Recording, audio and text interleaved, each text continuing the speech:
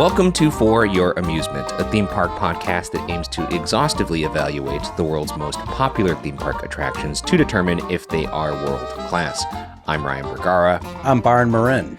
And for this episode's featured attraction, we strap on our seatbelts once again to review Test Track at Epcot, Walt Disney World, Orlando, Florida. And as always, please like and subscribe to keep us alive if you're watching the video version over on youtube.com/@FYApod. Or if you're listening to the audio version, subscribe and rate the podcast 5 stars. It helps quite a bit. And consider supporting us on our fourth wall, a different version of Patreon. You can join our fourth wall and become a park hopper or an FYA hole, as we're calling you folks FYA holes. That's Byron. That's me. By heading to fyapod.com. It'll help us keep this madness going, and you'll get access to up to 3 monthly bonus shows in addition to the free main show you're listening to or watching right now, as well as our merch over there, extended blogs, early releases, and vlogs when they happen. And it's a fun time, a fun community, a Discord. Shout out to everybody who's already over there and is already an FYA hole. We love having you guys, and thank you for helping us do this, because we couldn't do it without you. But alas, we are back for Test Track. I'm very excited for this because we just got on this for the first time. Well, you did. Well, you got on it, 6 months ago? During the soft opening and the grand opening day, yeah. And then this is very fresh for you in terms of first time on Test Track 3.0. That's right, because you got on it right after the cruise, or right before the cruise. Right after. Your first cruise. It was the day I got off the ship. Yeah, for you, and this is your first, you're on the Wish, right? Yes, this was in July. Actually, it was the second day of soft opening. You do love a soft. I get hard for a soft opening. But yeah, I missed that. I was very sad. Byron went on the Wish, which I was like, I don't know if that's sad I'm missing a cruise. And then he was like, I'm going to spend an extra day and go to Epcot and get on the new Test Track. And then I started destroying my house. I started throwing pots and pans and shit because I was so sad. I was sad you weren't there. But I was very excited that we got to go on it this past trip.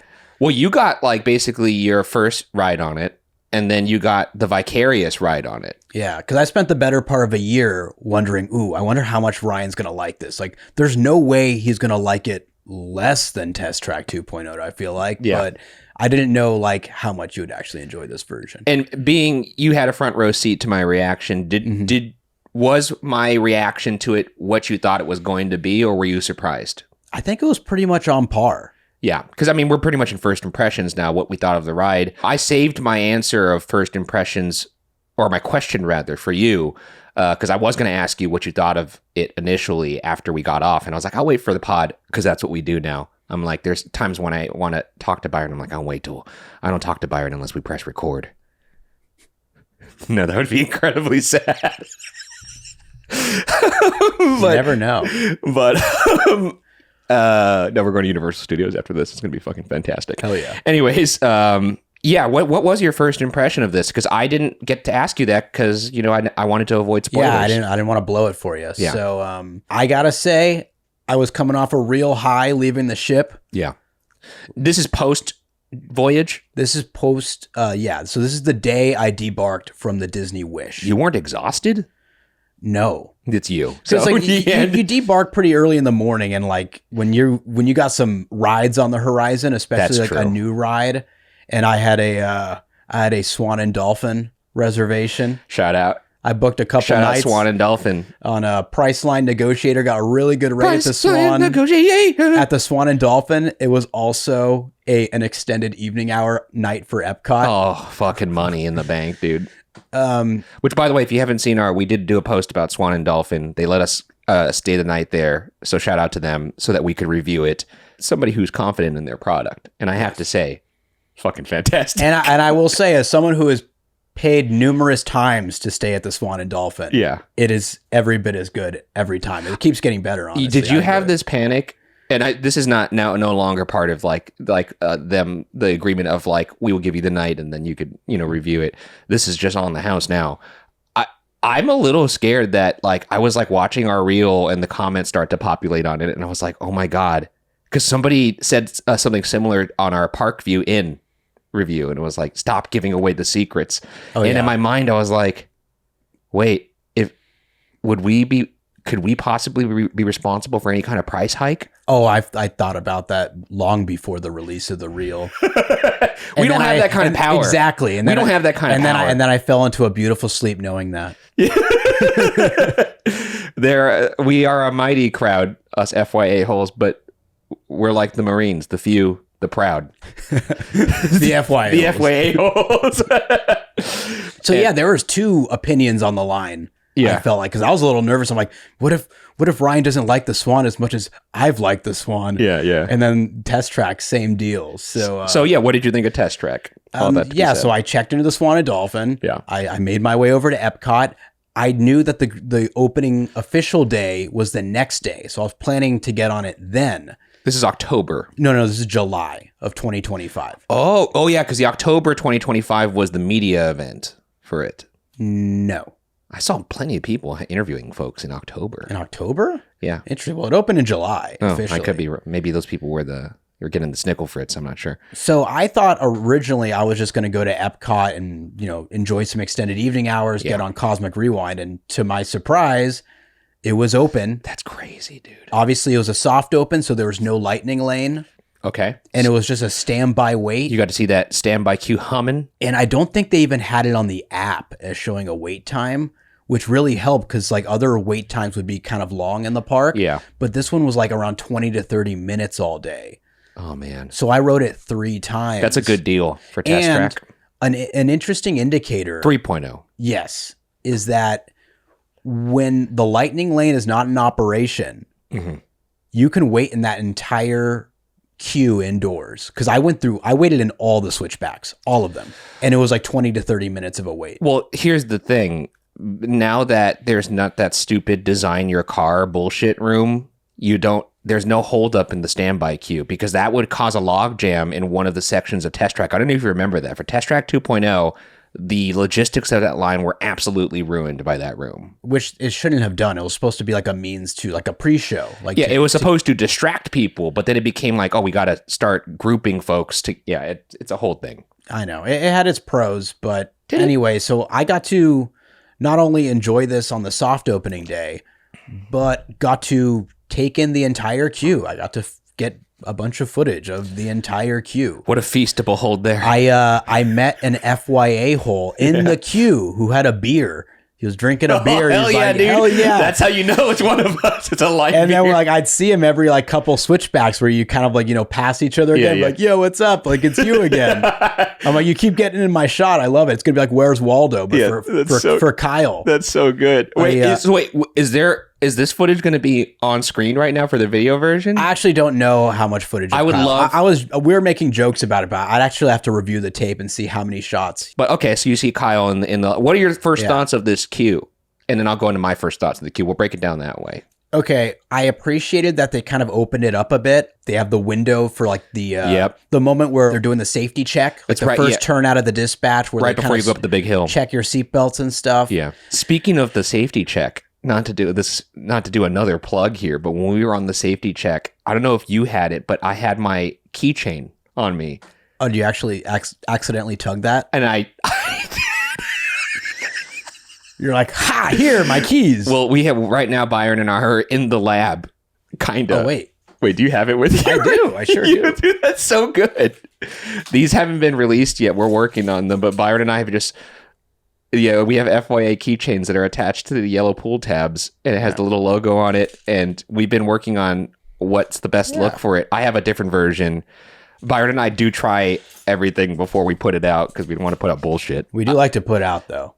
God damn it, man. Could you be serious for 1 second? I learned from the best. That's true. That was just an immediate memory of that. Like, they're like, pull the yellow chain. And I was like, great, here's my keys to my Prius. But yeah, okay. So they have that window in addition to the main big window where you could see a glimpse of the blast off on the outside, That's right. on the outside loop. Yep. So they have the big window there, which is great. It's great to tease that big moment. You're no longer in the sim cave. Yeah. I like that we're kind of returning, or Disney for that matter, is kind of returning to... Did you just burn your mouth? No, but I certainly spilled coffee all over myself. Well, at least you have a coffee-esque colored shirt. That's true. It's just going to look distressed. I could probably repackage this and go to like, Melrose and sell this for $1 million. This shirt has coffee stains on it. That's designed to be that way. It's designer. It's like that Terry from that Exit to the Gift Shop film. Oh yeah, exactly. Like what is that? He goes like thrift stores. Exit through the gift shop. We're going to talk about that later. That's how I came up with the name for that test. Test number 8 was that film from Banksy. I think Disney's leaning back into making sure you could see a little bit of the ride to kind of intrigue you. Yeah. And kind of build up anticipation. Well, especially because the outside loop, you can't really see it from the ground when you're walking around. Yeah. The banking obviously is facing inward toward the building.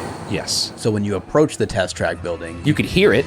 Exactly. That's iconic. I do like the sound of it. Yeah. But yeah, it's cool that once you get into the queue, you could actually see it making its final bank turn. I guess just overall with the ride, because I realize we're going to get in the weeds with the queue later. Mm-hmm. So, but just what did you think of the ride?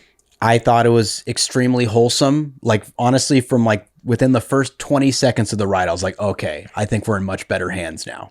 Yeah, that was my thought as well. Because, you hear when they announced that this was closing and they showed the concept art and all that, they really kind of fluffed up we're going to have this be inspired by World of Motion.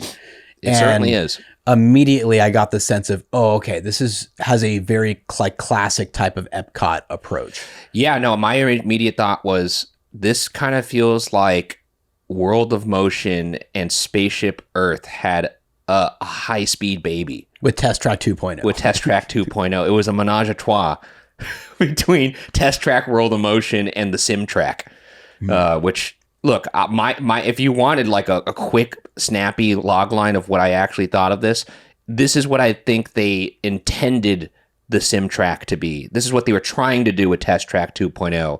And they just went too far in the Tron direction and lost every bit of soul that the ride had. And then they kind of stripped it back a little bit. This is what they probably were intending to do with Test Track 2.0. And they finally have realized it. And then it comes down to, okay, if this is what they were aiming to do with 2.0, there's that product of Test Track. And then there's the original product of Test Track, which is the crash test dummy and testing a car out, literally a test track. It's just a matter of which one do you like more. Personally, I still prefer the original, but I do enjoy this ride quite a bit. And it almost helps that we had years of Test Track 2.0, which I fucking hated, to the point where I didn't get on the ride. And I loved Test Track was a must-ride attraction for me every time I went to Epcot. And then Test Track 2.0 came, and the biggest testament I could have of me not wanting to get on that ride is Byron was there when I brought my wife Mari to Epcot for the first time, her favorite park, maybe in the world, other than it's between that, Disneyland, and Efteling for her, which those are my 3 favorite parks as well. And we were passing by Test Track, and she was like, "Test Track, what's that? Should I get on that?" And I was like, "No." And she likes thrill rides too. And I was like, "You don't need to get on that." And because it was like, I think it was like rocking a 50-minute wait or something like that. I was like, that is not worth it for the Sim Track. That's like, and if you know me, one of my greatest joys in life is being able to share an experience with my wife or any of my friends around me and like live vicariously through them. So for me to be like, you don't need to get on that, it really spoke to how much I actually didn't like Test Track 2.0.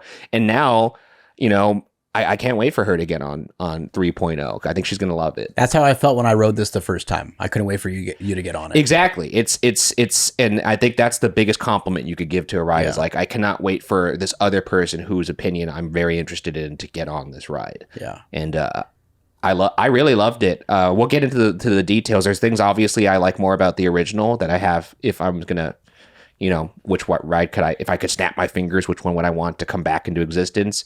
I'm still going with the original, but I think this is a worthy successor. It's like a good sequel. We're just going to make sure Test Track 2.0 it's not canon. That's not canon. You know how like in Halloween, they made Halloween 2, 3, 5000, and then they rebooted it. No, you could forget about those. And they did. They rebooted it in 2018. This is the real Halloween 2. Those aren't canon. So, like, I think that's kind of what I'm going to do. You got to be careful. There are the Test Track 2.0 defenders out there. Oh, please defend it. And to that I say, I love that for you. I do love that for you. I'm not going to yuck anybody's yum, and you could be yumming on that yuck all you want. Because I'm going to be over here chewing on the delicious turkey. And if you miss designing your vehicle, there are plenty of video games that I think will sure accommodate that. Yeah, why don't you knock the dust off your Nintendo DS And then, it'll be very similar to the software they were using in Test Track 2.0. All that being said, loved it. Let's get into the history, which I'm kind of curious. What's the history going to be? Because we did cover Test Track 2.0. Yeah, we're not doing a history segment in the way we usually do. I'll add just a couple notes. But if you are curious about the history, I'll add a link to on YouTube to the original Test Track episode that we did, which has a very thorough pretty thorough history of Test Track all the way to that leads up to this, and maybe I'll add a time code or something like that as well. But speaking of Nintendo, this is like an expansion pack. You're just adding the new level of the game. Like, how from 2.0 to 3.0, what happened? Yeah, and this is just a few basic bullet points. So this closed on June 17th of 2024, which was the actual day that we recorded that episode. Wow. Yeah, crazy. It was a funeral. We didn't even know it. Yep. And at that time, there was no reopening date slated. That being said, they took, as in the Imagineers and GM, General Motors, they would work together over the next year to drive Test Track into the future. In order to do this, they took inspiration from the past and released concept art and statements indicating that Test Track 3.0 would take inspiration from GM's original Epcot attraction, which was World of Motion, because GM has been a sponsor of this attraction, or the World of Motion Pavilion, since the beginning. Yeah. It's honestly probably the most fruitful sponsorship I think there's ever been on an attraction. That's even through true. Completely changing the ride. If I'm not mistaken, too, weren't they the first sponsor to sign on for Epcot? I do believe it is the first, yeah. Yeah. Because it was a big deal that they had to fly out and pitch those folks. So it was a good contract to secure. And it's crazy that it's still going today. Yeah. And by the way, obviously, the Test Track 2, well, not obviously, but Test Track 2.0, they put it under the Chevrolet banner as opposed to GM. Now it is currently back to GM. Which, by the way, I don't know if you've noticed this, but the General Motors, they actually spell it out, but it's all lowercase. Oh, really? And I was like, that's them trying to appeal to the youths. No uppercase. Mm-hmm. It's edgy. And when you approach the attraction now, like out in that kind of front courtyard, they have the marquee, but it's way in front of the building. It's way in front, which is better because it was pretty tucked back before. You could kind of miss it. Unless you just weren't hearing like the whizzing of the cars. Like, you now know, you hear the whizzing and now you see the sign. It's right there. Yeah. I took a selfie in front of it. We both did. That's right. Yeah. But the first time I went on it, I took a selfie in front of it, and this was not intentional, but if you look at the photo, because obviously it says Test Track, and then under it in the lowercase letter it says presented by General Motors. Yeah. And my head is positioned with this exact ride hat, I think. Yeah. Right where, covering the General Motors. So it looks like it says Test Track presented by Rides. I love that. I got to see that. It was not intentional, but that's exactly how it's placed. But anyways, like I mentioned, July 20th of 2025, it reintroduces itself in the soft opening. And then on the 22nd of July 2025, it opens officially as, well, it doesn't say Test Track 3.0 or anything like that on the market or on the marquee, yeah. But to all us sickos out there, we would like to refer to it as Test Track 3.0. Do they not have that on the site? On the Disney official site? I thought it's just Test Track. Oh, it is? I thought it said 3.0. Interesting. Well, let's go into some fun facts then, because there actually are a fair amount of fun facts now. Oh, I bet, yeah. Because they, as you mentioned, they paid homage to the past on this one, so obviously Easter eggs aplenty here. But let's start with some basic fun facts that will be a little bit of a repeat from our first go-around, just covering the basics and the mechanics of the ride. The track layout is exactly the same as the two previous incarnations of Test Track. There was no change to the layout, just in case you had any ideas that there was. The ride, still about 5 minutes and 34 seconds with a top speed of 64.9 miles per hour. Is that still the fastest in the entire resort? Well, not just the resort, Disney at large. It's the fastest Disney attraction still. Yeah. And also, I don't know if you know the answer to this, but when I wrote it, the third time I wrote it, I got a 65.1 mile per hour on the ticker up there. Is that real though? I don't know if they actually moved the speed up to that, or maybe that's just the display.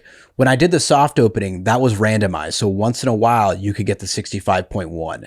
However, I've noticed that on subsequent rides after that third time I went on it, I don't know if it's a coincidence, but I've gotten 65.1 every single time. So I don't know if they changed it so that everyone gets 65.1 now as opposed to the 64.9. I'm 5'11", but on Tinder I'm 6 feet. Kind of the participation trophy. Yeah, they just gave themselves an extra inch. Huh. We've all done it.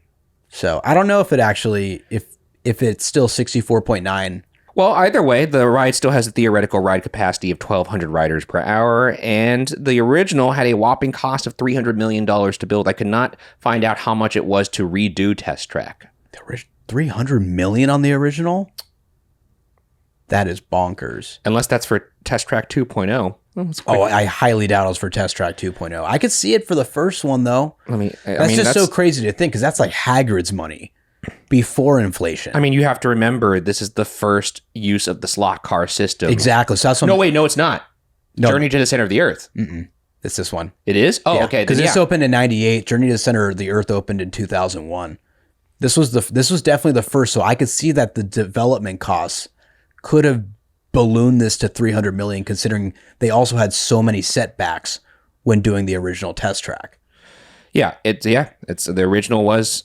I'm doubting my own prior. You know, this is so funny, and this is maybe apropos of nothing, but this happened to me in school all the time too. Like, you ever start in, and this is rare for me because I would always wait to the last minute to do something, like a report or an essay. ADHD. But sometimes I would start early, and the way the ADHD mind works is you would get really into the essay, you'd go do other homework or whatever, and then you'd return to it, and you would look at the work that your past self had done, and you'd be like, oh, this must all be wrong. And it's exactly what I'm looking at this. I know I spent a long time on this past research, and I saw the number 300 million. I'm like, that can't be right. Now here it is. I'd say it's impressive, but it makes complete sense. Originally cost $300 million to build. There are estimates that the new Test Track did cost around $100 million, but that, let's call that very, very perhaps. I think Test Track costs more money to build than Radiator Springs Racers, if that's the case, right? That's my next. Because Radiators was in the 200s, right? At one time, this was the most expensive attraction in the world. $100 million more than the identical ride system of Radiator Springs Racers and California Adventure, which was at $200 million. But that was obviously then bested by Cosmic Rewind. Yes, which is now, well, it's weird because Cosmic Rewind, you hear, is like, what, 500 million or something crazy like that? Yeah, that's what you hear. But now, like, you're hearing that the new Space Mountain in Tokyo, which is like around 400 million, is the most expensive. And I'm like, wait, if Cosmic Rewind was actually $500 million, then why are people saying that the Space Mountain Earthrise Disney, you just got to start releasing baseball cards. Release baseball cards of all these attractions. We could collect them. You could have the stats in the back, how much it costs to build, what's the ride time. I'd buy those. That's a free idea. You could literally take that idea, make it, and I will put money in your pocket for the idea I just gave you. So do that. That's kind of crazy to think that Epcot, home to two of the most expensive rides ever built, period. Not just Disney, just ever. And it's in Epcot. Well, usually Disney's, if it's not Universal, Disney's going to be building all the most expensive rides. But I mean, there's some expensive ride systems over in things like Efteling and stuff like that. But, you know, it's just crazy to me that like a park like Epcot, not known as a rides park, has, arguably the two most expensive rides in the world. That's kind of crazy to me. The system is basically a giant advanced slot car. And this was the first incarnation of that system. As we mentioned, it then got over to Radiator Springs and California Adventure, as well as Journey to the Center of the Earth over at Tokyo Disney Sea. The ride is also technically the longest ride at Disney World in terms of tracked length, measuring in 5,246 feet. On the topic of the ride's records, the 64.9 miles per hour, maybe 65.1, is achieved in 8.8 seconds and has 250 horsepower. Now, on to some 3.0 specific fun facts. That's basically all the nuts and bolts of just the ride system. And if you've heard that before in our previous Test Track episode, apologies for the repeat. But you know what? It was a refresher for me, so I hope you enjoyed that as much as I did. But 3.0. In the modern home scene, nestled on the shelf, are 3 tiny models of cars. Emphasis on tiny. There's no fucking way you're going to be able to see these car models on this shelf. Like, I watched an Imagineering video of an Imagineer walking through the house, and he was like... My favorite one is the one of all 3 versions of the ride vehicle hidden in the garage. It's like that gif of Ken Jeong when he's looking at, like, the tiny little piece, and I'm like, what? Oh, I guess if you say so. But they are there.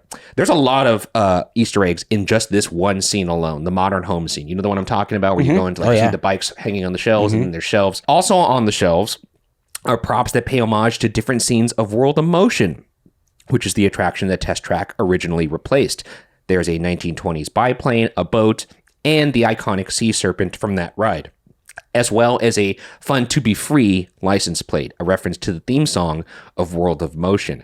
In fact, the computer also literally says, "It's fun to be free." It's always fun to be free. Before you take off into the final forest scene in Test Track 3.0, followed by an instrumental version of that song playing as you whiz through the trees. By the way, that song was written by who? Fun to Be Free. Just a little trivia. It's got to be like a Sherman, right? No. I'll give you a hint. The person who wrote Fun to Be Free is a duo, not the Sherman Brothers, and they wrote two of the I would say the two most iconic ride songs in history. It's a Small World, which is Sherman Brothers. Whoa, okay, I don't know if I agree with that. I mean, I guess that's true. Yeah, sure. Yeah. The Tiki Room, which is also iconic ride songs. Hold on, now I'm blanking. I'm like going straight to Disneyland and shit. Like you should. That's correct. Iconic ride songs. These are the ride songs. Though maybe one of the few ride songs that the normal person would know the lyrics Great to. Big Beautiful Tomorrow is also Sherman Brothers. I know that's just at Disney World now, but brother, what songs on a ride would a normal person on the street? I could hum it and they would go, "Oh, I know those words." What is that, Buddy? No, it's not Buddy Baker. It is Buddy Baker, Is it Buddy Baker? and Exitencio. Oh, God. Also okay, known so for- Exitencio doing the lyrics, Buddy Baker doing the music. Yeah, also Got known it. for Grim Grinning Ghosts and Yo-Ho, Pirates. A Pirate's Life for me. I was like fixated on 1955. I'm like, there's no other like. I was like, but you then really again, can't- I guess you can't get out of the Carousel Sherman Progress box. wasn't even around there, was- or is actually none of them. There's no I original thought you were music doing a on bit at rides in first. 1955. I was like, Yo-Ho, Sadly, man, no. come on now. No, I didn't focus on New Orleans Square. It's Fun to Be Free was written by the famous duo Buddy Baker on the music, Exitencio on the lyrics. Which is funny. Buddy Baker did Journey to the Center of the Earth, the other slot car ride. Going back to how this ride pays homage to A World of Motion. I don't know if you noticed this, but the Test Track facade building is actually, it's been restored to what the World of Motion facade building used to look like. If you put them next to each other, the actual kind of like cylindrical, kind of like black window at the top, it looks exactly like the World of Motion show building again. We love that. It's pretty cool. The address on the Home of Tomorrow is 10182, which is the opening date of Epcot, October 1st, 1982. Also in this home is a plant shelf with a logo of the Land Pavilion on it. A Living with the Land plug. I like it. Already an improvement for Ryan. That is. Anything that acknowledges the land, I'm in. The dome projection seen just before the final launch was based off of Walt's original Progress City model, with the main building in that model being literally front and center just above the exit doors to the launch section. There's also Walt's Tower in there as well. You could look at, like, there's a plenty of interviews of Walt as he's introducing Epcot where you could see some of the Progress City behind him, and there's a tower that's like people are calling Walt's Tower, and you could see it in this dome. It's like one for one, and as well as the main show building, or not the main show building, but the main building in the center of the Progress City model. The last line of this ride, "See you in the future," is something that is said in Spaceship Earth by Judi Dench at the end of that ride. Once again, kind of linking the two of them in this classic Epcot narrative of Spaceship Earth and Test Track speaking to one another. And you could kind of feel that when you're on the ride. Like, even when you go into the Home of Tomorrow, it's very reminiscent of what you would see on something like Spaceship Earth or World of Motion. Like these scenes of like, oh, this is where we're at. This is where the future is going to go. And then also even like the parts with all the like the little lights, the speed, the camera speed, or whatever the hell they call that. And speaking of that section, in the section where enhanced cameras let you see the world around you, there are 29,000 points of light used to illuminate the track, which is spectacular when you get on the ride. I was really impressed. I remember the Imagineers were teasing this online for a bit. Yeah. I don't know if you ever saw that clip or just avoided the I've spoilers. avoided every spoiler I could. I remember thinking, oof, I don't know how this is going to work out. And to my surprise, it actually is very, It looks really cool. It's very cool. Yeah. It's just really, I mean, I don't know what it is about like seeing a real world environment and then the lights go off and all you see is just the outlines of them and these little dots. It's just cool looking. As opposed to Test Track 2.0, which was like the Tron aesthetic of like these just solid lines. Well, it helped that it's like 3-dimensional in a way too, right? Yes. I think it's good to have layers. Yeah, because it's on a physical set. It's not projections. It's like just think of it like popcorn lights edging the edge the outline of a building. Yeah. It's highlighting an already existing 3D space that you saw without the lights. So it's very effective. Which is also kind of why Mickey and Minnie or attractions like that work for me better. There's 3D environments. And it's like, okay, it's projection, but yeah, it pops. And Mickey and Minnie, I mean, even when you're talking about Mickey and Minnie playing on like different planes, I mean, that's already playing on the multi-plane animation aesthetic of all the original Walt Disney films. True. Which, by the way, did you see that on the Adventure? They have like character meet and greets that play on that as well. No way. It's pretty fun. Anyways, that does it for the fun facts. Oh, I got a couple actually. Oh, wow. Okay. I was going to add this in the good, but since we are on fun facts, I did want to, because it has a new score. So there's original music composed by Zain Effendi. Zain Effendi, who composed 70 minutes of music for this entire attraction. Sounds like somebody describing me. He's a little offendy. EFFENDI. What is this his first go around in music composition for Disney rides? Okay, so his first go around was actually for the Galactic Star Cruiser, like the hallways and stuff. I guess just for just overall ambiance, music loops. Sound, yeah. And then he did all the music loops for this now too. So I think this is maybe his second effort with Disney, but definitely turned out better than his first. Well, in the sense of I don't like, think not the I don't think the music is what sank the music was not Star what sank the Star Cruiser, but I'm saying like he's probably happy that like the vessel that's carrying his music this time is not ill-fated to begin with. But yeah, it's a long music loop. Like you could hear it outside the attraction. It's like like I said, 70 minutes worth of music he composed for this attraction. 70. He was nominated for a Grammy for this music. What? Yes. I think it was like best instrumental composition. Man. Which makes me wonder, have other Disney rides ever been nominated for a Grammy? Or I'm sure some of the Jerry Goldsmith themes have to have been. And speaking of Jerry Goldsmith, yeah, one of his inspirations for composing this was from Soarin'. Yeah, it makes sense. Jerry Goldsmith's especially score the for music, Soarin's iconic. Especially the music in like the queue area and stuff like that. He took inspiration from that, and then he also took inspiration from the first time he rode Test Track when he was 7 years old, which probably would have been the original. That's awesome. Test Track. So he wanted to kind of relive how he felt as a kid going on the first time on Test Track. I didn't know where to put this bit of information because I don't think it belongs in the good and the bad. I don't think it belongs anywhere else. So I'm just going to put it in the fun facts. Byron and I, when we got on this, we got lucky enough to get on it twice. Did we use Lightning Lane for this? I can't recall. We used Lightning Lane, yes. And it wasn't that bad of a wait. And then we got off the ride, and then a very friendly cast member was like, hey guys, do you want to ride again? And I was like, yeah, that sounds amazing. So we rode it again, and I don't know if the cast member did this on purpose. So I can't. I doubt it. I doubt it, but if they did, holy shit. Because you have other passengers in that car and right? stuff like that. So I think that was just a... We just got one defunct car. Defunct in quotes. Because this car was very special in that the onboard audio did not work for this car. So all that we heard on the ride was just the external audio coming from all the sets and whatnot. And you could really take in all the incredible sound design of like the environments terraforming in front of you and the computer like glitching and stuff like that, and the music and the way it plays. Because like some of the music I think comes through your onboard audio speakers in the car, but then some of the music of it I think it but does. Some of it kind of comes from the environment in certain spots.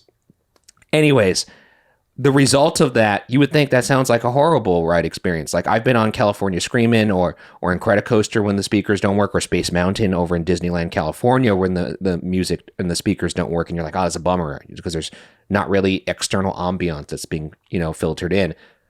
I was happy to find out that in Test Track, almost everything still plays. The only thing that's really missing is some of the music cues and the narration of the computer, which is coming from your little car speaker. And so the result is you just see all of the stuff just happening in front of you without any narration. And it took on this... a very different shape. It takes on this very sinister kind of tone where you're like, imagine you got zapped into Tron or a computer and you're just kind of at the whims of this sentient computer that's taking you on this wild journey. and you don't know if the computer has ill intentions toward you. You don't know if the computer is trying to make you have a good time. You're whizzing through these environments, and you're just seeing, like, you see all the buildings in front of you. All of a sudden, the room goes dark, and then it lights up with all these little 29,000 points of light. It feels like you snuck onto the ride after hours, and then, like, it had a mind of its own. And then, yeah, you were just at the whims of this computer, which was terrifying, but also, like, tantalizing and fun. If the ride was always that, it might be. I don't know. I like all the music. I like the narration. It was so cool, though. That being said, I would like there to be maybe like an Halloween or something like that, version. Like an after hour. Because it's funny how well the ride still plays. It plays well. If a tourist rode this, or if I rode this the first time, without, I would kind of think, I don't want to say I think nothing of it, but I could definitely see how people would be able to ride it and they wouldn't think anything was missing. No, they would just think, whoa, we're kind of like getting whipped around by this computer that's just going to do whatever it wants. Really a testament to how good the soundscape is. Oh my God. I was going to say the sound design of this ride is fantastic because we got to experience it just raw without any voiceover or music. And it was pretty scary, to be honest. Just the speakers that are kind of, throughout the layout. The layout. Outside of the vehicle. It worked so well. It had this very sinister but fun, dangerous tone. And I was like, man, that was so awesome. And I don't know if the cast member did that on purpose. Like they knew this was one ride vehicle that the onboard audio didn't work. So they're going to have fun. So if you are watching, because you said the cast member who got us on the ride the second time, you'd mentioned that you're an FYA hole. Thank you for watching the show. It's always crazy. That's like the biggest honor to us when we meet cast members or people who have helped design rides. Like I remember when we were in Epic Universe, there was a guy who had helped do all the lighting for Le Cirque d'Arcanu, which is that Harry Potter show over there. And he had mentioned that he was a fan of the show. And like, that's like the craziest thing to us. Cause like we made the show because we love your guys' work. So seeing like somebody out in the wild and this cast member, I'm like, man, I'm a fan of you, but they're like, you want to get on the ride again? Let us know in the comments, if you're watching this episode, did you know that ride vehicle's onboard audio was broken and that we were in for a hell of a ride? Or was that just a happy accident? Either way, I owe you a huge thank you because I got to ride the ride as it was intended. And then literally minutes later, got to ride it again in a version that maybe I'll never get again. Sans Zain Effendi. Yeah. He was maybe a little offendy after that. Yes, and Zain Effendi. That's true. I hope I'm pronouncing that right. I mean, after the after my French pronunciations of all those menu items, I feel like I got some interesting text that day. Oh, I was terrified about how I just pronounced Le Cirque d'Arcanu. Le Cirque d'Arcanu? I think that's the way it is. Is there a day in there? I think it's just Le Cirque d'Arcanu. Or just a night. Anyways, Byron didn't like that one. I don't. But let's move on. Oh, by the way, this is speaking of bad pronunciations. Yeah, we have to remedy confit. Oh. Apparently, it's confit. Confit? Yeah. Confit? Yeah. I don't know if you actually hit the. I got it now. Now I'm going to butcher it again. Yeah, but dude, it's definitely not confit. Let's remedy this again, and then I'll have to remedy it again. It's confit, not confit. Confit. Yeah. Well, let's move on to Armchair engineering, which is an interesting thing to do for this because this ride just came out and was a third try from the company of trying to get this ride to what they want it to be. And so now Armchair engineering is a section of the show where we take suggestions from you guys over at fyapod.com to see if there's anything that we could do to make this ride even better than it already is. And we're going to start with some top comments here. So thank you to everybody who wrote in. This comes from Moonshine Sour Enjoyer. Put in an I-4 traffic scene right before you break outside and fly around the track. Homage to Rock and Roller Coaster and homage to the hell that is Orlando. That's pretty fun. All right. Like playing into the more street sign. I mean, I know Test Track, the original incarnation, was around the idea of an actual car going through the paces of an actual test track where they test the brakes and like on the traction and all that stuff. It would make sense that you would have a street sign there. It doesn't exactly fit this incarnation of Test Track, but they have things in there that they're just throwing in willy-nilly. Like if you look at this ride, I didn't say this in the fun facts, in several different places on this ride, you could find the World of Motion logo. Just kind of, there's one on the outside blast off loop. There's a bunch of them there, and of course, there's that land logo on the plant wall. Epcot enthusiasts. Epcot Thuzies. See, we did it. These are like the hidden Mickeys of this ride, the World of Motion logo. Look, I almost thought about putting the locations of them in the fun facts, but I thought it'd be funnier, or not funnier, but it's just going to be better for you to try and find them in the wild because it's like they're everywhere.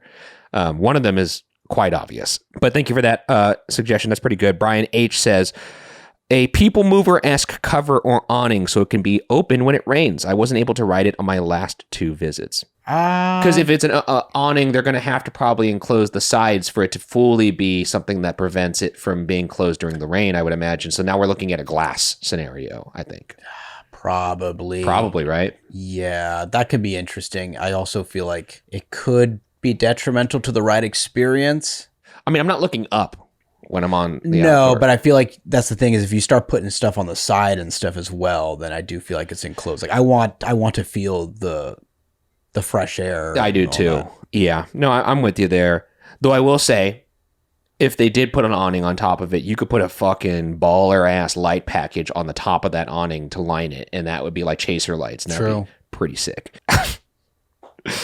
DJR3X Lover 69 says, revert it back to Test Track 1.0. And that has 8 likes. Joe Likes Disney says, I really like the subtle nods to the older version and World of Motion, but I was hoping to see a test dummy or two. An animatronic in the house would be really fun as well. I also was kind of hoping for some test dummies in there. I mean, they already pay homage to that ride in a very specific way right before the forest scene, which I loved. We'll get into that in the good and the bad.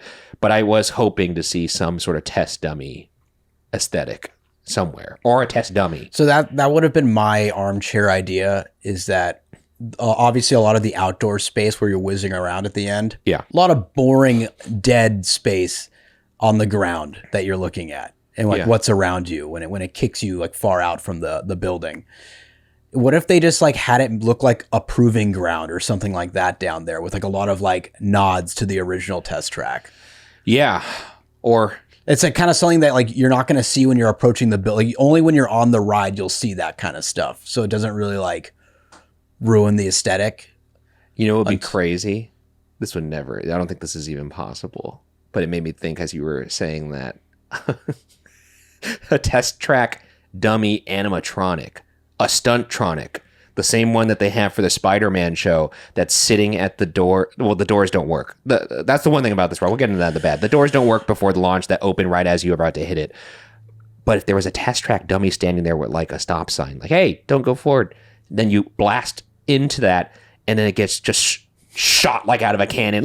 Like you got hit by the car. Oh, that'd be so dope. Kind of like the Spider-Man Stunttronic. That'd be sick. It's impossible. Like if you see one active inside the building, and then when you bust through, they have a different one. And it just blasts, and you're just like, dude, we just beamed that test dummy. It'd be awesome. Jake Barbarash, new member, welcome in. Thank you very much for joining FYApod.com. But make the suggestion from Jake is make the car a 4-seater. It's weird as 3x3 seats. A family 4 has to split up in a weird way, or a couple has to sit next to a stranger. It's something that has always bothered me about this ride, and therefore bothered you probably about Radiator Springs and Journey to the Center of the Earth. I've always wondered about this 3x3. There's not really much you could do about this. I'm going to imagine that you can't go 4x4 based on weight or just logistics of the ride vehicle's movement. Think about it from like the park's perspective. If they're like, okay, we have Test Track. We use that to build Radiator. We use that to build Journey to the Center of the Earth. Now we're making Test Track 3.0. How likely do you think it would be that they would be able to adjust the ride system, like the car, to be 4x4 and make it play on the pre-existing Test Track track? Because we've seen them try and retrofit ride vehicles to go on existing track before over at Rocket Rods in Disneyland when they tried to put the Rocket Rods on the People Mover track. That went horrible. So I guess they did change the ride vehicle system of People Mover from the wheels to magnetic. They did do that. Oh, the drive tires, yeah. I don't know. I think that would affect the width of the car. It would. I think it'd be a little unproportional, honestly. Well, in what sense? I don't think it would be like aesthetically looking. Well, yeah, I wouldn't. I don't think it'd look like a proper car. It would be a pretty chodacious sure. car. I don't think. I do think weight would also have a bearing on a ride system that was already problematic when they're developing it. I don't think the single riders would love that. No. But then again, Indiana Jones does 4x4x4x4. It's true. Or I And guess those, just a 4x4. I mean, but that's a Jeep though. I could see how these would look like little chode cannons if it was a 4x4 a little slot car. Ride Rider says new brake control system so your spine doesn't break. I don't find this ride to be very rough, to be honest. No, it does like I want to call it a decompression phase whenever it's like slowing down. A lot of these slot cars do. Oh yeah, this. and it goes. You get the little. They definitely dialed it in more with Radiator Springs Racers, so it's not as obvious. But with Test Track, it is the most obvious. You could get it a bit on Journey to the Center of the Earth too. So whenever it slows down, you have the and it incrementally kind of hits more brake. Yes, it kind of sounds like it's like letting out air or something. You know, normally we don't air out too many of these because a lot of, some of them are the same suggestion or like, they're just joking around. But a lot of like legitimately good suggestions here for Test Track, just because like we all want this ride to be amazing. We all love Test Track. So I'm just going to go through a couple more of these. This comes from Silly Girl. Silly Girl. And Silly Girl writes, "Let me make my hot pink bitch mobile again." Customization was half the fun for younger me, who only grew up with Test Track 2.0. The other half of the fun was going fast. Let me make my hot pink bitch mobile again. I guess, yeah. I mean, I was ripping on the build room earlier. I guess I was wrong because there's actually a special place in people's hearts for 2.0. Technocrow on that note says, "I get the aesthetic of 2.0 was not the vibe, but I really enjoyed the car making aspect of it. Was sad to not see it return. If they made it so you design a car in the app, then see how it performed after, I think that would be a fun way to keep the experience without it detracting from the attraction. It's also a hook to get the Chevy people to interact. Hey, nice car you designed. Would you like to buy one?" This is a joke.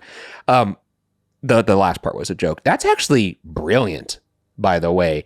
If you're going to do all these stupid play Disney things on your phone where, I know you and I don't really like when they're like, do this on your phone. Mm-hmm. But if one of the things in the Test Track queue, which is not spectacular by any means, was to have an app where you could design the car, then you get on the car and now you're not getting slowed down by going to a room. That's really smart. Yeah, and it doesn't force people to do it. If you want to jump on and do it, you can. If not. That's a really good suggestion. Hey, another free one on the FYA house there. Magdoll the Mater Hater says, "Wish they would add cute little animatronics like Radiator Springs Racers. Bonus points for Mater. Ignore my username." Mr. Price says, "It's fun to be free" is one of the catchiest tunes of old Epcot, and they should have had that song playing in every scene. Change the lyrics around, but keep the same melody going, kind of like Small World. Yeah. If you're a fan of that song, you could see how room to room you can smooth out some of the transitions. However, I will say, as somebody who actually likes the delineation between each test, that's actually one of the things, and we'll get into this in the good, I like that you could tell the difference between each show scene in this, where you in Test Track 2.0, I don't know what the hell's happening in that ride, but man, another Zaina Effendi. Yeah, that's one of the Effendis out there. Oh, there's so many good suggestions, guys. Thank you for writing these. Space Marine Steve says, "First, I wish the ride gave us a history of transportation narrative. Horse and carriage show us how rough that was first cars, and then the ride could bring us along to witness the evolution over time, so that super futuristic city at the end makes even a little bit of sense. Kind of like a carousel of progress on wheels. Secondly, if it's going to be that dark, at least give me a 2-seater option so that I can make out with my girlfriend in private and not freak out that nice family like last time. Dude. Space Marine Steve. Oh my reporting God. For duty. Yeah, dude, reporting for duty. No scuba needed. no snorkel mask needed for Space Marine Steve. He's definitely pumping the 65.1. That's right. That is cool to have like a history of transportation. I was kind of expecting that, and I didn't get that. So was I, yeah. I would have liked that too, to be honest. Danger Mahoney said, "I wish they added more track to test. The whole post-show exit area should be utilized as more space for the ride. Would love to travel through a car manufacturing plant." Oh my God, I love that. Holy shit. I mean, that is like living with the land for cars. It's like you get to go to these greenhouses. If we got to go by an assembly line, it would be so Epcot-y to just like watch animatronics put together bumpers or something like that. That'd be so good. Heck, go ahead and leave the Epcot car dealership stuff, but just let me ride through it in my test track car. I think you'd need more space in there.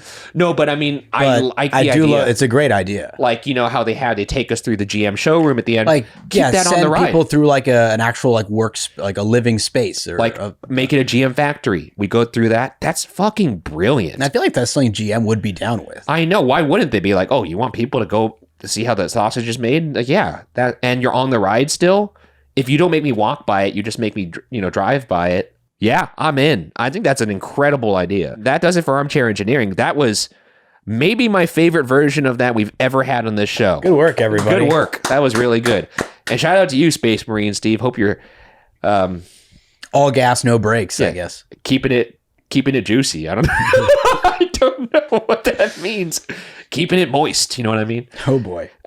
Anyways, do you have any other suggestions you'd like to toss in there, or they pretty much covered the gamut? No, I think I can't do any better than that. I mean, really fantastic stuff. But definitely better than my idea, which was have a Stuntronic dummy get launched out, as it gets hit by the car. Look, Stuntronics aren't quite there yet to do it on repetition to the amount that it would require, but I think it would be sick. Well, imagine like you're walking by Test Track and it's your first time at Epcot and you hear the whizzing of the cars and you hear, eep! And then you look up in the sky and you just see a Test Track dummy just flailing and then get caught in a net that's out of view and you're just like, what? Did a car crash just happen? Like, I gotta get on this ride, like those things are expensive. You want to talk about kinetics? It just like and it like ends up in a basket, and like a cast member like occasionally like wheels in like 100 of these things into the catapult. Yeah, just getting tossed into the metaphorical Sarlacc pit. I think it would be great until somebody's enjoying like a nice a nice little beer over the Canada Pavilion, and all of a sudden they get beamed by a Test Track Stuntronic dummy. That was a great time, guys. Thank you for that. I really enjoyed that. Moving on to 5 goods and however many bads. I gotta remember to put shoes on when we do these. 5 goods and however many bads. These are 5 good things about the ride and however many bad things we could think about. I'm gonna name the 5 goods first here.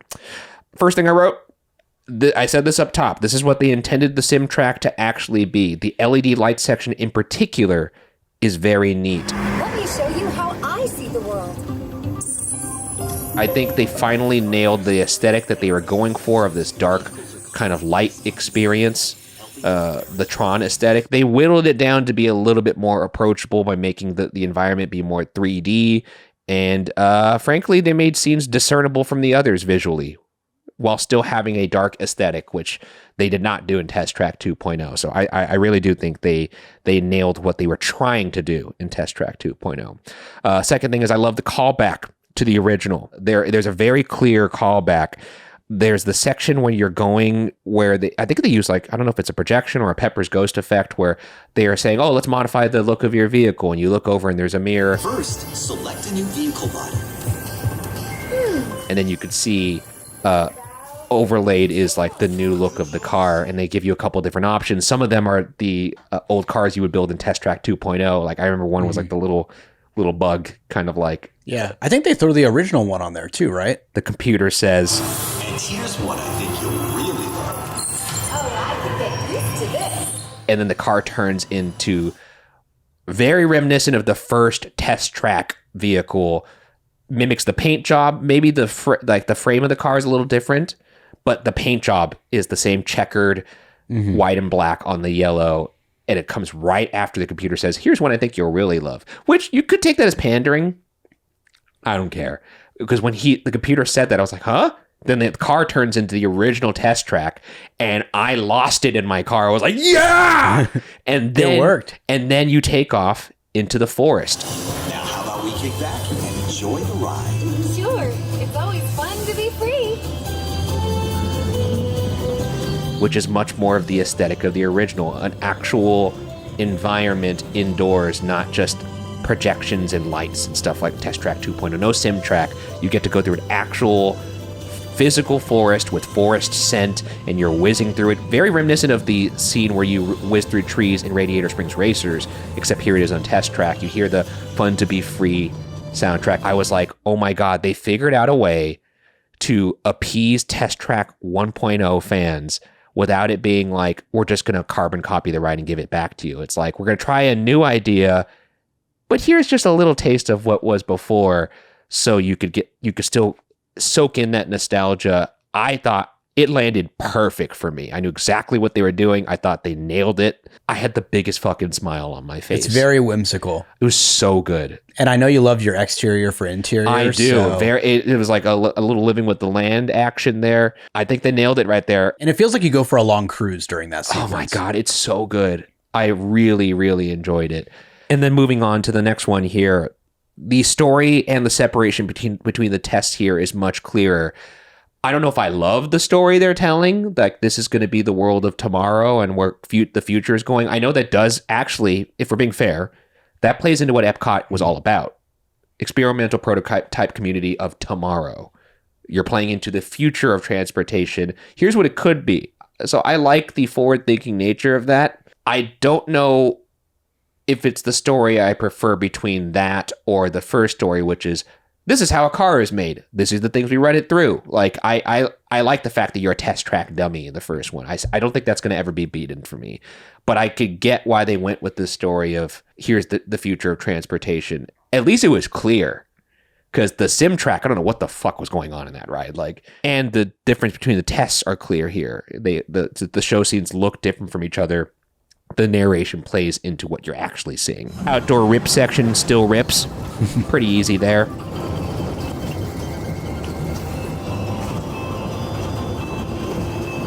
And my last good isn't a specific, but more just overall feeling. I just think this ride feels much more inherently Epcot. The way Spaceship Earth feels Epcot, yeah. The way Living with the Land feels Epcot. This feels like it's getting back to basics of what is the DNA of this park, and can edutainment be fun and accessible to a modern audience? And I think the answer is yes. Do you have any more specific goods? I have a lot. Great. Hell yeah, let's do it. I don't know if you'll agree with this, but I did wait in the entire queue. Yeah. And I do think there are improvements in the queue. It's not to say that's the most amazing queue in the world, but I do think there are improvements going off, the idea of edutainment. They actually do an okay job of that, even though oftentimes it is basically a glorified GM ad. It is. Kind of has that effect of going through a museum. I virtually waited in this queue because somebody was nice enough to post a full walkthrough of the queue at like somewhat normal speed. So shout out to that person on YouTube. Oh, nice. But so you got to like take a look at the plaques and stuff like everything. that. And I didn't realize that the queue is kind of going through like kind of a history of transportation in and of itself there. It's just a mini version of it. Mm-hmm. And then there was a part about like, the ecological costs and measures being taken to reduce that. I put that it carries a spirit of optimism for the automotive industry at large, even though it is very much like a GM based queue. Yeah, I have some thoughts on it, but the models are wonky, but I do like seeing the potential cars. Sure. There's one in particular that has the surfboards mounted on top, and that's all it takes. It is pretty silly, but hey, I still think it looks cooler than a Cybertruck. Come at me, I don't care. I don't think that's a hot take to be like. I think most things look cooler than a Cybertruck, to be honest. No disrespect, or maybe disrespect. I don't know. Oh, I also do like that the last model that you see is the model of the actual car that you're going to get in. Yes. It kind of makes it feel like you are building up to this experience. Yeah. I think the narration is great. I think it's really endearing. I enjoy the banter. I don't know if that's for everyone. It's they have like an official guide, and then there's the voice of the car itself. Yeah, like the computer. I'll be your guide on today's journey. I'm your automated vehicle. Welcome to the test track. Whoever they cast for these voices were great. It's not John Michael Higgins, but it's hard to be John Michael Higgins. No, it's very hard. His line readings in general. My wife and I just rewatched Best in Show, just because we were feeling sad about Catherine O'Hara, R.I.P. But man, he is incredible in that movie. And I'm so ride pilled that like I was watching it and I was like, damn, this guy fucking killed it on Test Track. Still miss that version. I still miss that version for sure. I thought overall the dialogue was well written. Like in terms of keeping things concise and keeping things moving. Is it a little cheesy at times? Sure. But I find it cute. Yeah. Love the wholesome tone of the ride. Yes. I do love the first line when you start making your way up the first lift. Yeah. And once again, this is amazing sound design combined with just really good timing of how this is pulled off, where it says, we've always been dreaming about the road to tomorrow, and now we set a course for the future. And then they hit you with the bright lights that big first note of the score. Yeah. When you go under that like main banner at the top of the lift hill. Always been dreaming about the road to tomorrow. And now, you set a course for the future. Speaking of the VO, there's a part of the VO that straight up says, "We keep moving forward," which is a direct quote and callback to Walt Disney. It's actually what plays at the beginning of We Call It Imagineering on the YouTube series. It's Walt's MO for what it's like. It's no secret to what we're doing here in Imagineering. We keep moving forward because we're curious. Yeah. So they actually play the part of the computer saying, "We keep moving forward," which is really cool. So I know that first time I rode this, like hearing the VO, the lift hill, and when you hit that first note and like hear the music, I felt like, oh my God, like I felt like emotional. Yeah, it was incredible. Like right off the bat. And I just think that was really well played off. Which is funny because when you have the no music version, that lift hill is so sinister. It's so good. Like, what are we approaching? We've already mentioned this. Love the practical sets, specifically the house, like the modern / futuristic house. Yeah. It's coming right off doing the 2 sequences with the lights, which are more kind of digitized. Yes. So it's nice to have that piece in there to like remind you, oh, okay, don't worry. Like we're not going into SimTrack land. Like we have this nice, even if it's like simple, it's just a house. It's cool to see a bunch of, well decorated, like when scenes. you would, when you would look at like behind the scenes footage of like how they would make the dinosaurs in Jurassic Park, and then they would be like, oh, here's how we did it in the computer, and you would see it on the computer and it would be like black with green lines outlining the dinosaurs, and this is how they'll move, and you see like the green skeleton, like the green line skeleton. That's cool to see that for a little bit. But then you want to see it with the skin on it and like it looking realistic. The SimTrack for Test Track 2.0 was only the green skeleton the entire time. Well, they prime these scenes up much better this time because once again, they're working with a pre-existing layout. Yes. That always had that kind of like break swerve kind of sequence. But they do a really good job of teeing this up with the voice of the car itself saying, "This is how I see the world." Let me show you how I see the world. You see all the lights, and now you feel like you're in her POV. But then it's also like, because you're in a computer, you could see it when it's all dashes and dots, very by code of seeing how a computer sees things. But because it's a computer, it could also then project it ultra realistic, and then you see the modern house, then you see the forest. Then I thought that was all set up very well, which also pays off the near truck collision. Yes. Very well, that you almost hit that truck. Very much in the spirit of the first Test Track. And the main narrator guy like freaks out for a second, and she's like, "I told you, I got this." Yeah. Watch out! I told you, I got this. You can trust this car. And it's kind of cool having the more naive with the sophistication and like casuality, if that's even a word, and again, the casual nature and confidence of this vehicle. And also, again, with the non-onboard audio version, when that truck appears, it feels like you have a computer just messing with you, like just being like, you thought you were going to die right there, didn't you? Yeah. We'll probably bring this up in the bads, but I did get to experience this with the doors. Yeah, because they worked for a little bit. We'll talk about this in the bads, and then they stopped working, and they have not resumed working. In fact, when I watched when I was doing research for this, for the fun facts, and I was looking at the actual like official Imagineering video as an Imagineer's walking you through some of the Easter eggs, one of the top comments, I think the top comment on that video, it might still be, was, "Love all of this, ... fix the doors." And so like, it's a thing. It's a known thing out there. Last good, actually, we can move into the bads right after this. You already touched up on this, but new version feels like it has actual beats that make you feel like you're going on a longer and more dynamic experience. Yeah, no, I mean, that's the amazing thing when you have a thrill ride and you do tell any semblance of a story, it makes the ride feel longer. Obviously, there's things that are going to be natural limitations in when it comes to building any sort of theme park or theme park attraction, and one of those is space. How much space do you have? What's the footprint of the ride? And you can't control that, but what you can control is the storytelling you do within that footprint to make that footprint feel longer. Something that like Tron light cycles, like, what's the story? Like when you add a little bit of story that makes your mind kind of process scene to scene, it makes the ride feel longer. So like Test Track 2.0 made this ride feel like it was 3 minutes long. This makes it feel like a very much, samey. Yeah, it makes it feel like a much more rich experience. Moving on to the bad. let's start with those doors. That's number one. No doors at the end. So you did get to experience the actual doors opening like they used to. Yes. So this was Can you walk us through what that actually is in case anybody doesn't know what doors we're talking about? Right before you go into the outdoor portion, the fast portion, the climax of this ride, if you will. Like you see Progress City. There are usually, well, especially with the original test track. I don't remember seeing this a lot with 2.0. I don't know if they had it or not.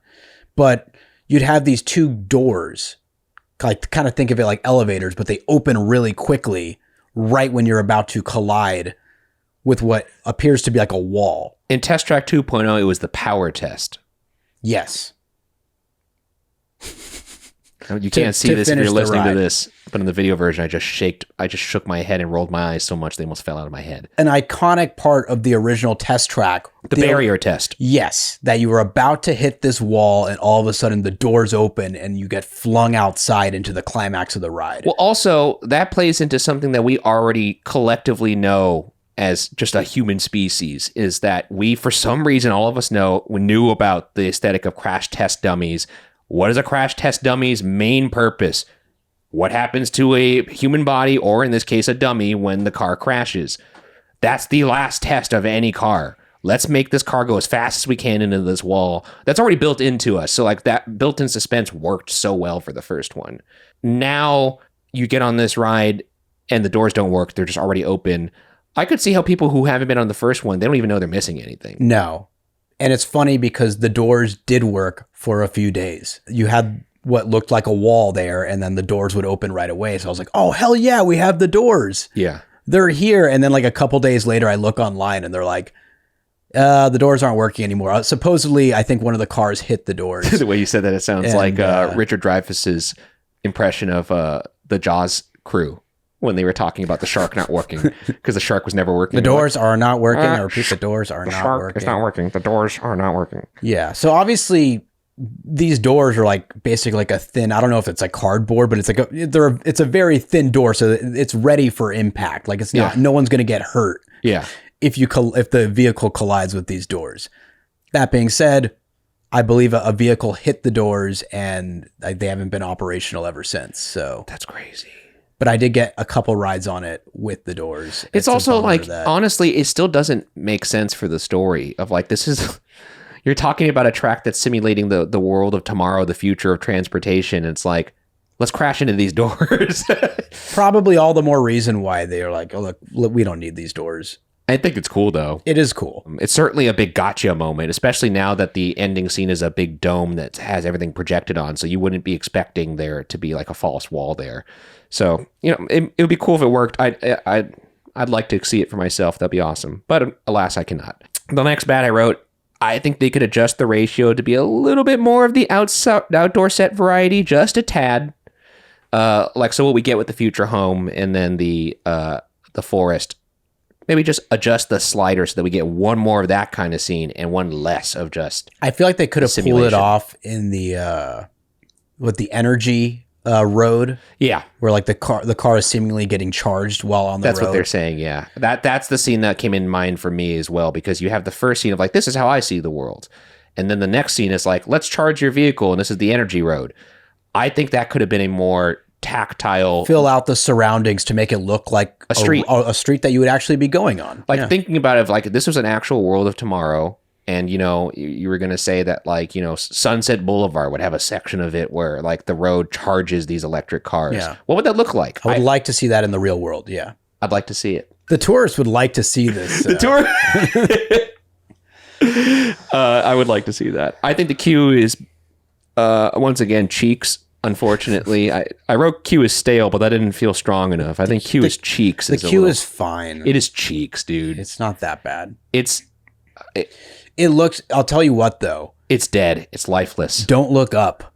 Why is that? You're in that like the first big room that you walk, or like as soon as you walk inside this queue, you look up, you see the air vents, all the black like support things, like it's all in my footage. It just doesn't. It looks like it's not complete, if that makes sense. Yes, I saw one review that was like, we got the preview, the queue was pretty nothing. Maybe they're going to add more, like the Communicore.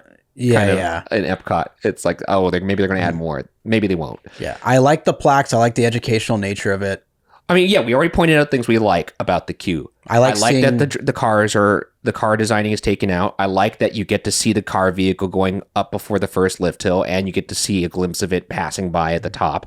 Other than that, I like seeing the model with the battery, showing that, it lays along the bottom. I think that's kind of cool, saying they can configure it to different sizes and stuff and stack it. Once again, this is like weird, like museum stuff that for the average tourist, they're not going to give a fuck. It's a bad looking room, to be honest. It's kind of bland. It's bland. And it looks incomplete. It's incredibly gray, literally. Like the whole room is talking about the first room or then like the big switchback room after that? The first room is a large gray room that just has gray cars just like lined along it with plaques. And it's just like, there's nothing pulling my eye in this room, even from a color perspective. And then you look at the original Test Track Q room, and there's so much kinetics and fun little like TLC, how we made this kind of style, like animatronics. The sledgehammer getting drawn by the dummy. I mean, it's just like you're in the middle of something that is at work in motion. Yeah, like again, if you're gonna make it the World of Tomorrow, put me in a factory. Like, tell that story from the beginning. That's true. A ride that's inspired by World of Motion should maybe have a little more motion. This is the opposite of motion. Mm-hmm. I think it's a whiff, especially considering how good I think the ride is. No motion equals no emotion when it comes to this this queue. That's good.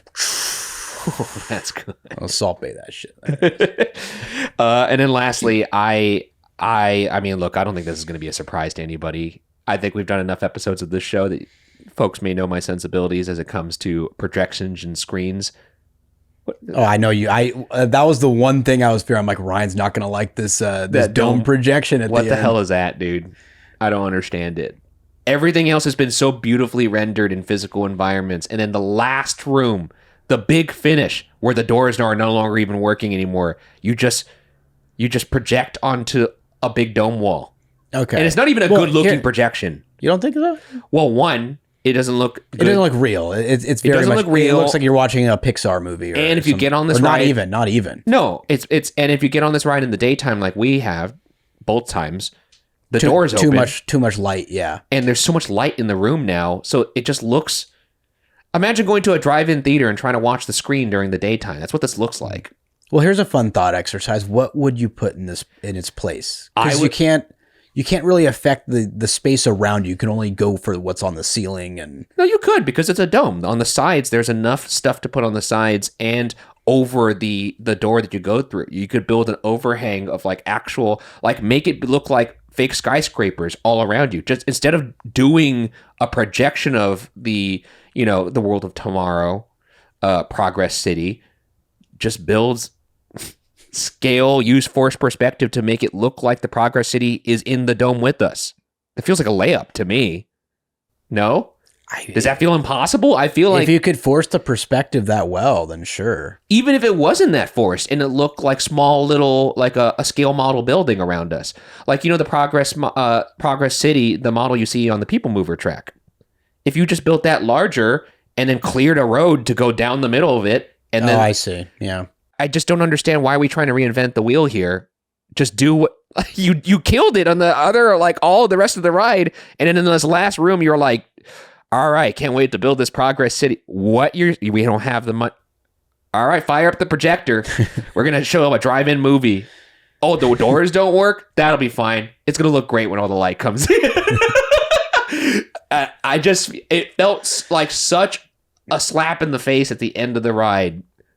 Between that and the doors not working, I was just like, brother. It's kind of like a gymnast that you're rooting for that like does all these amazing flips.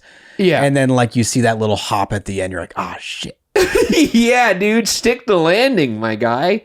Like, I would love to hear from anybody who made the ride of like what happened in this last room, because it looks bad. Frankly, I think it looks really bad. Hey, chime off in the comments. Am I wrong here? Am I being too harsh? I think it's very okay. I think it's very bad, to be honest. Well, you do hate you hate the screen stuff. I really do. But if you're going to do the screens, look, that's not true. There are certain screens that I like. Mickey and Minnie, I think that's done really well. They contain the light. Stuff like that. Or like even like some of the screens that are adding depth to an animatronic that is in front of a screen, like you see over a Monsters Unchained. Like, it can be done, but if your whole thing, there's nothing else in that room to look at. Like, literally nothing else but the dome projection and then this open rectangle of blinding white light from the outside. It feels like they ran out of money and time in that last room, and they were like, we got to get this open in July. So that's what it felt like to me. You know what? I have a question. Is it daytime when you ride it at night in that projection? I don't even think it is. I don't think it is. I think you're right. I don't think it is. I think it's a nighttime projection. That's even worse. Wait, is it night in the, I think it's daytime, right? Is it daytime? I don't know. I think it's daytime. Is it even dynamic at nighttime? Does that change to a nighttime projection? That's what I'm wondering. Try them off in the comments. I need to see the footage. But I just felt like, dude, you fucking nailed it for 90% of this ride. Come on. And again, it doesn't even need to be fancy. Like, we're not talking about like fancy Radiator Springs rock work here. We're talking about just build like fake skyscrapers around us. And even if they don't look amazing, like if they look like, let's say, the scale model facades of like Peter Pan when you fly over the city, those aren't incredibly rendered, like realistic looking. They're cute, and they have they just put something there, like a physical city there of any kind. And maybe people will be like, okay, that's not the most amazing city, but it's also not something they're going to single out. Like, I don't know. I feel like I've gone too far here, but it did annoy me. It annoyed the hell out of me. And I think it only annoyed me as much as it does because I think the ride is really good. Despite that, and it could have been even better if they had just not done what they did. They broke my heart at the end. I mean, it's not great. Like, I can't like disagree with you too much on it. I think it's just very okay. Yeah. Hey, again, I'm happy to hear opposing opinions in the comments. Make me feel better about it. I'm begging you, because I don't feel good about it. We've done enough there. It's time to move into the ultimate climax of our show here, which is the world-class tests. This is a rubric of 10 tests painstakingly devised by Byron and myself to determine if an attraction is world-class. To receive the highly coveted world-class pass, the attraction must pass 7 out of 10 tests. A score of 6 out of 10 leaves the attraction up for debate for world-class pass standing, and anything lower than 6 out of 10 is an automatic fail. This is actually the first time we've run it through this rubric. That is true. Because this was on the old rubric before. So let's start it off with test number 1, the average tourist test. Does the experience of this ride justify the average wait time? Which is... First off, the original wait time was 55 minutes. I was able to track what the average wait time has been since it is reopened. Oh, hell yeah, dude. Would you like to take a guess at what the new average wait time is for 3.0? A lot of factors going into this that weren't present on the original, mainly Lightning Lane and Lightning Lane Plus, and more e-ticket attractions being around it, like Frozen and Guardians. 45. 66. Whoa, an increase. I guess Lightning Lane would actually add to the standby. It's had a pretty long line on average. And we're now, we're almost a year in at this point. Pretty wild, right? Oh, wow. 66. So basically an hour. Would you wait an hour for this ride? You go first. For one go at this, 66 minutes in a park that especially already has Cosmic Rewind that you're going to wait an hour for. And because you're waiting an hour for Cosmic, that's out of, you're waiting an hour for Cosmic even if you have Lightning Lane sometimes, to be clear. And that's, it is what it is. So you're going to do that for That's the number 1. That's the one I'm going after every time I go to this park. This originally scored a 5.5. 5.5? Yeah. Out of 10? Yeah. Test Track 2.0? Yes. So it didn't make it into debate land. I don't think we're going to beat that today, but when it comes to this average tourist test. Well, let me ask you this. Is this not the second ride that you're after in this park now? Honestly, kind of is. Because there's Cosmic. What are you riding? What are you going to wait an hour for in this park other than this? There's no other ride I'd wait longer. No, Mission Space, Living There's with no the other Land. ride in this park that I would consider waiting an hour for. It'd be Cosmic Rewind. Ratatouille, and then this. 66 is kind of a tough pill to swallow. But honestly, if someone told me that they had to wait an hour for this, that had never been on it and like had one day at Epcot, I would say wait the hour. I agree. So, I think 66, when you consider that it's a 5-minute plus ride, give or take 5 to 6 minutes. You know what makes it worth it now is like, because I don't think we passed this when it was a 55-minute wait, right? So No. actually, maybe I did. I might have given it. Hold on. We might have given it half a point because I still wanted to go fast. Well, I mean, that's another thing. It has a lot of things going for it. First off, the ride to weight ratio is still pretty good. Nope, we both passed it the first time at 55 minutes. Yeah, I mean, the thing is... 66, and now it feels like it's a legitimate dark ride before you go into the thrill element. Yeah, I think everyone's going to be satisfied with it, even if you wait an hour. Even telling them this is the fastest ride in all of Disney parks, and it's a legitimate dark ride, and it's 5 to 6 minutes. Because you know it's an hour wait before you choose to get in the line. It's like you're not going to walk out of this and be like, wow, I didn't get what I was coming for here, right? No. Like you're getting some, if not more than. Also, Epcot, the king of line beers. So this is true. That you got to factor that in too. You go the way of Kyle and. Yeah, that's right. So this is a pass. It's a great line beer, yeah. 1 for 1. Moving on to test number 2, the smartphone test. Does the queue of this ride have enough to keep you off of your phone? Not literally, but does the queue offer enough immersion to keep you entertained? I'm going to be a big fat no for me here. I think we've already outlined why I think that, but I'm curious what you have here, Byron. I'm not a big fat no, but I can't pass it. There was no way, man. I think it's a much better queue. It's a hideous queue. But it looks incomplete. Like, I think there's cool stuff with cool information. I like the museum nature so much of space. it. Yeah, it would have been cool if there's some sort of presentation. So, like, once again, I think it needs a little more motion. Like, there's only so many times you could tell me that you're trying to be eco-friendly. Yeah. Before I'm like, all right, like, I can't pass this. Yeah, dude, it's rough. 1 for 2.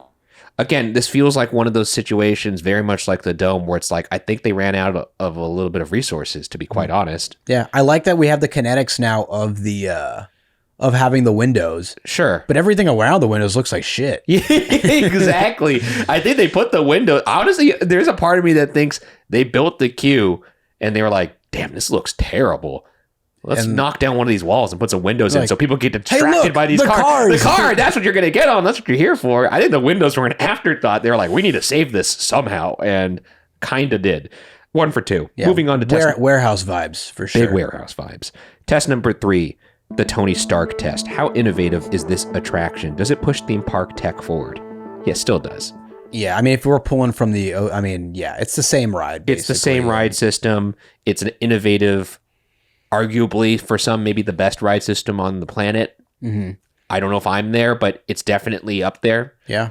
You know, you got this, you got the trackless vehicles, you got the boat coaster thing that they have over in Shanghai, which I still don't really know about. So don't tell me about it in the comments, please, because I'm trying to avoid spoilers for Pirates and the Sunken Treasure. Thank you. The more time that goes by, the less impressive that ride's going to be by the time you get on. I know, I'm building it up. Because they're introducing so much new cool stuff here domestically soon that I don't think it's going to. We'll see.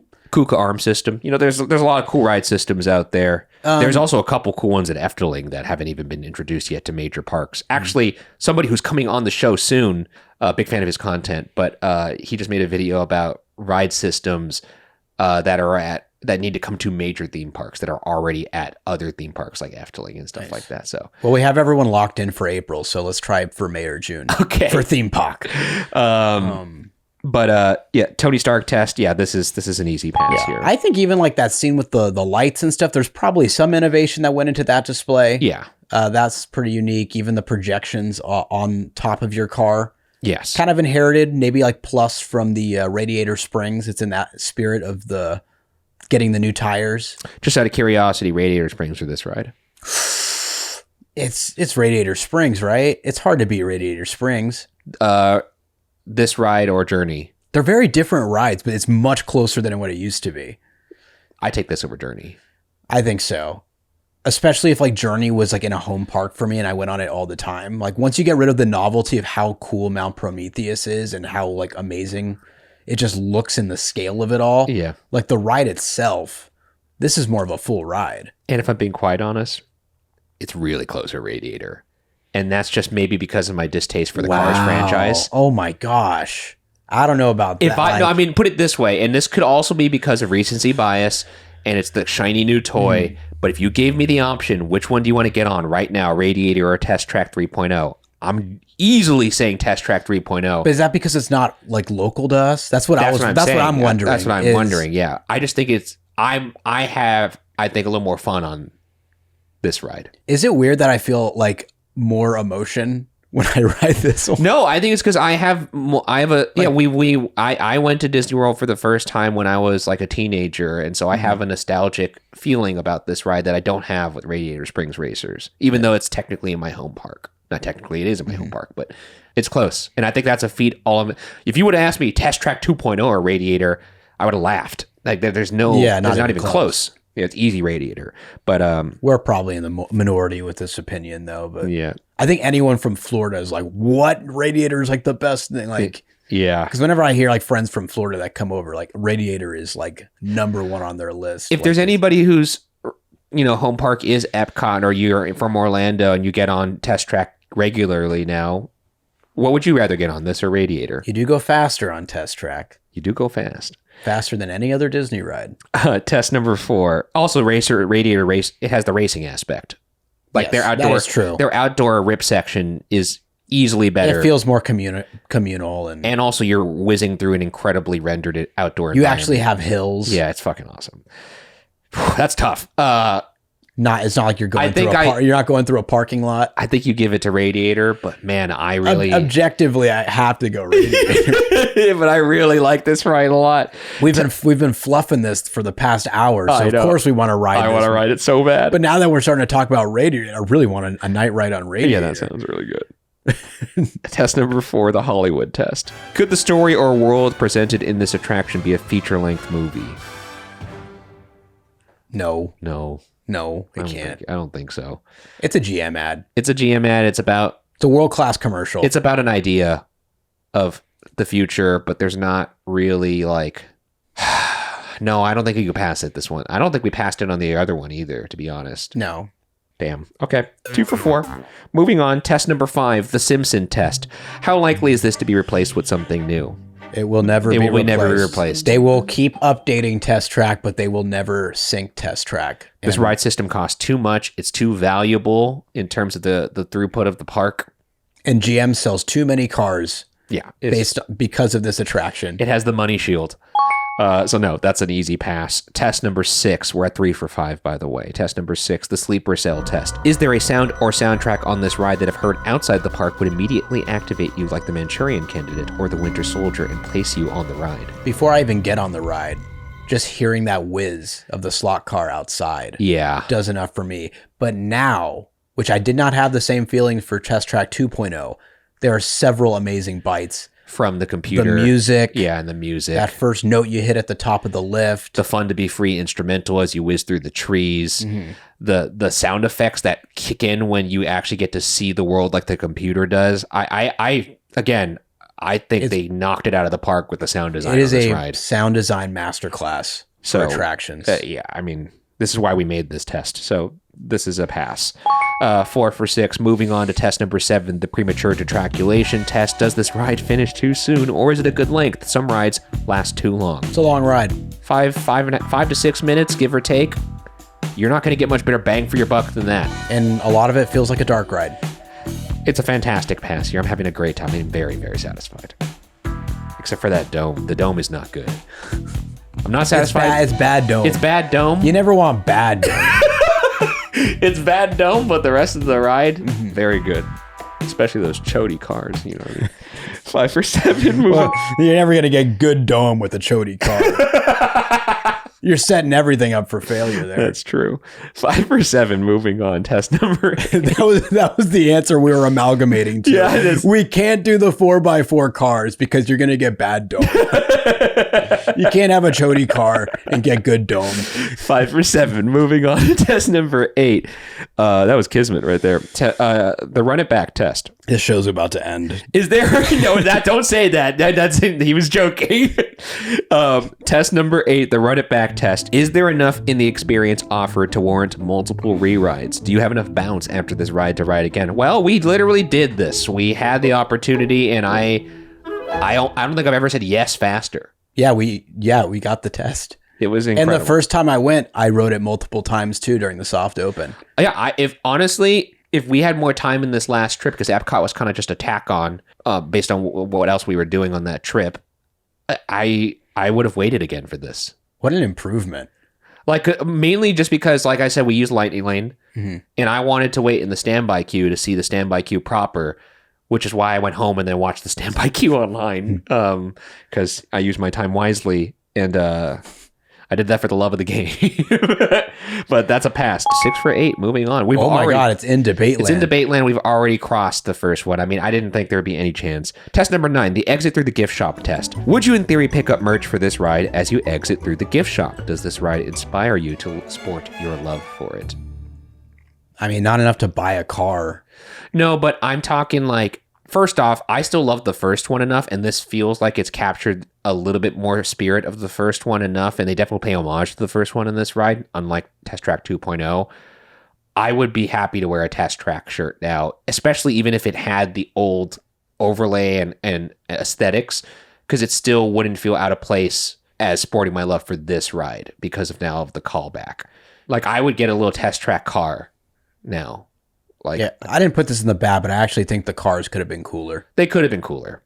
I mean, if we're being honest, too, the modern house doesn't look that nice either. Like, when you get there, it looks like a modern house, but modern houses look ugly. So it's just subject to opinion, no doubt. But it's like a Cybertruck threw up on a house.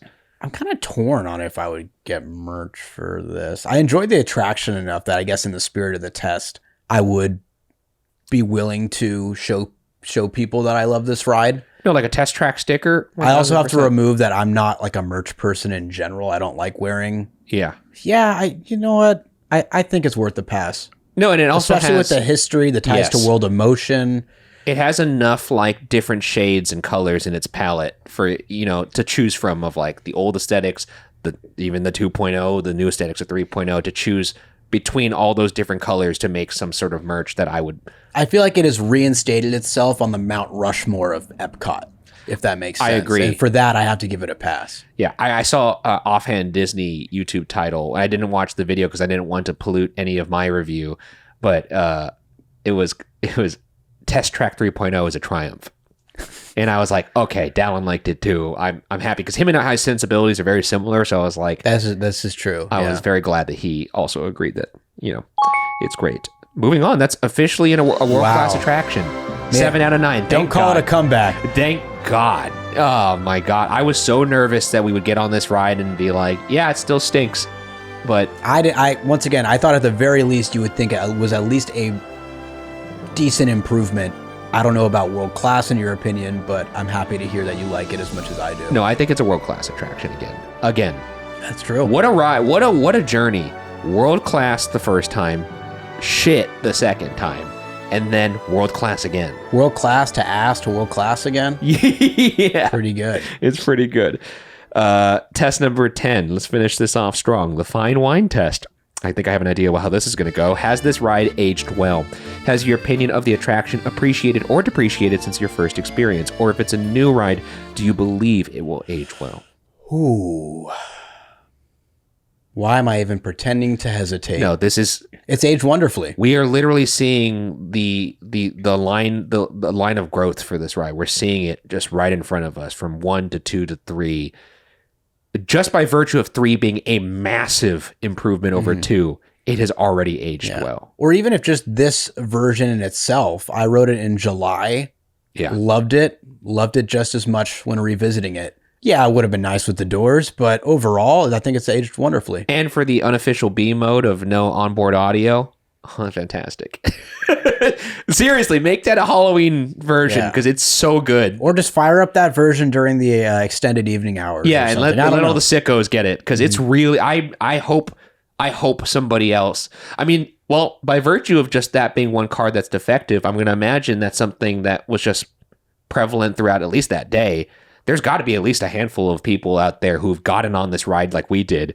If you got a no onboard audio experience, let us know what you thought because I think they should offer that as an option because it's so good. Yeah, please call this hotline or just leave a comment. We don't have a hotline. No, we do not. And that's a pass. Wow. 8 for 10. And that means it ties with Radiator Springs Racers, right? I think so. Which we have never taken to court, right? No, I think Radiator had 9. At 8. Are you sure? I believe so. Because it did not pass the... it might have failed the same exact test that this one. So they really are right in the same, on the same level. This failed the Hollywood tests. And there's no way Radiator that's right. fails the Hollywood test. So what else did Radiator... Because Radiators failed the smartphone test. And I think it failed one more somewhere. Where? I think he got 9, man. Oh my God. Oh, because the average tourist test was so different. We got to take Radiator Springs to court. We got to put it under the new rubric, because this was back when average tourist test had a lot to do with how easy it was to actually get on the ride. Oh, yeah. Yeah. We might have to take this back to court. I think Radiator Springs has a chance now of beating Test Track. I think it would probably score 9. I mean, I haven't gone through it test by test, but just thinking about the revision of the average tourist test, which is now much more about, is this experience worth the hassle of what you have to go through, and not how hard is it to get on this? We'll leave it up to the jury in court, I think, soon. But I do have a feeling that McQueen could take the inside lane again. Unfortunately. Your favorite. Yeah, God. That being said, faster than McQueen. That being said, Test Track in the same league now as Radiator Springs is Absolutely. pretty amazing. What an incredible improvement that they did over the course of 1 year. We got to complete the trilogy. We got to do Journey to the Center of the Earth. Oh my gosh, that would be great. We'll do the slot car trilogy. Oh boy. But one slot to rule them all. Yeah, one slot to come on now. Talking about bad, no. Oh my God, dude. All right, that does it for this episode of For Your Amusement. If you're watching, make sure to like, leave a comment, subscribe to the channel, or if you're listening, rate the podcast 5 stars and subscribe as well. Helps us quite a bit, and we appreciate anybody who's done so already. And if you're feeling very kind, again, you could support us over at fyapod.com, become a FYA hole. As mentioned up top, you get up to 3 bonus shows per month, one of which is World Class Kangaroo Court, which is where we relitigate some of these verdicts with you guys serving as jury, in case you were wondering.